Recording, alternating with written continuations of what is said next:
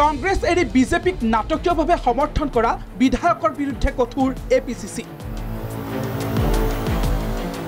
বহু কংগ্ৰেছী বিধায়কৰ খাৰিজ হ'ব পাৰে বিধায়ক পদ। বিৰোধী দলপতি দেৱব্ৰত শইকীয়াক দায়িত্ব অৰ্পণ। সোমবাৰে বিধানসভাৰ অধ্যক্ষক পত্ৰ দিব বিৰোধী দলপতিগৰাকীয়ে। এপিচিচিৰ সভাপতি ভূপেন বৰাৰ এই তাৎপৰ্যপূৰ্ণ মন্তব্য। বিধায়ক দলৰ দলপতি দেৱব্ৰত শইকীয়া ডাঙৰীয়াক দায়িত্ব দিছোঁ, তেওঁলোকক ডিছকুৱালিফিকেশ্যন কৰিবৰ কাৰণে সোমবাৰে আমাৰ বিধায়ক দলৰ ফালৰ পৰা স্পীকাৰক প্ৰস্তাৱ দিয়া হ'ব। প্ৰাৰ্থীৰ তালিকা যিকোনো সময়ত হ'ব পাৰে। ইপিনে কমলাক্ষৰ সুৰতে সুৰ মিলালে কেশৱ মহন্তই।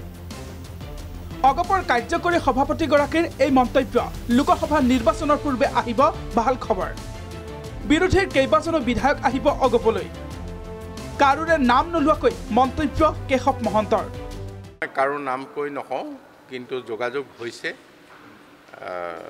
গোটেইটো অতি সোনকালে পৰিষ্কাৰ হ'ব। যোগাযোগটো বেছিয়ে হৈছে, ইমান নহ'ব কিন্তু হ'ব।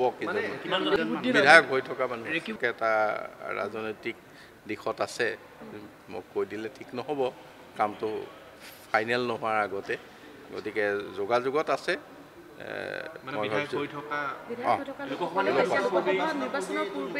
লোকসভা নিৰ্বাচনৰ পূৰ্বে দুই এটা আৰু আপোনালোকে শুভ সংবাদ পাব। ইয়াৰ মাজতে বিধায়ক ছিদ্দিক আহমেদৰ তাৎপৰ্যপূৰ্ণ মন্তব্য। অগপৰ বাহিৰে আন বিকল্প নাই। কংগ্ৰেছৰ পৰা নিলম্বিত হৈ থকা বিধায়ক ছিদ্দিক আহমেদৰ মন্তব্য আছিল এয়া। নিৰ্বাচনৰ পূৰ্বে অগপত যোগদানৰ ইচ্ছা ছিদ্দিকৰ। আর বিকল্পতো কোনো ব্যবস্থাও নাই। আর এজিপিত খেলমু এখন তো হইতো না, এখন তো এজিপিত জয়েন করলে মেম্বারশিপও যাইব। গতিকে আমরা নির্বাচনের সময় এজিপি থেকে। ইয়াৰ বিপৰীতে সাংসদ প্ৰদ্যুৎ বৰদলৈৰ মন্তব্য, কংগ্ৰেছ মহাসাগৰ, কোনোবা গ'লে দলৰ একো ক্ষতি নহয়। মুখ্যমন্ত্ৰীও কংগ্ৰেছৰ পৰাই যোৱা। এই বিষয়ক লৈ মূৰ নামাৰে প্ৰদ্যুৎ বৰদলৈয়ে। কথা হ'ল কংগ্ৰেছ দলটো আমাৰ বুঢ়া লুইতৰ দৰে এখন বুৱতী, চিৰ প্ৰবাহমান এখন নদী। কিছুমান আমাৰ বৰ দুৰ্ভাগ্যজনক, এইটো কথা ঠিক যে আমাৰ মাজৰে কিছুমানে হয়তো বিজেপি দলৰ প্ৰচ্ছায়াত বা আশ্ৰয় লৈ পেলাই গৈছে। মুখ্যমন্ত্ৰী ডাঙৰীয়া নিজেও দেখোন কংগ্ৰেছতে আছিলে, 22 বছৰ আছিলে বুলি কয়, তেওঁতো গুচি গৈছিলে।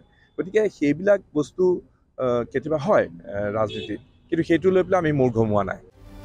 মুঠতে এনেদৰে এতিয়া বিধায়কৰ অহা যোৱাক লৈ গৰম ৰাজ্যৰ ৰাজনীতি। ভিডিঅ' জাৰ্নেলিষ্ট ৰিজুৰ সৈতে ভুৱন চেতিয়াৰ ৰিপৰ্ট, প্ৰাগ নিউজ।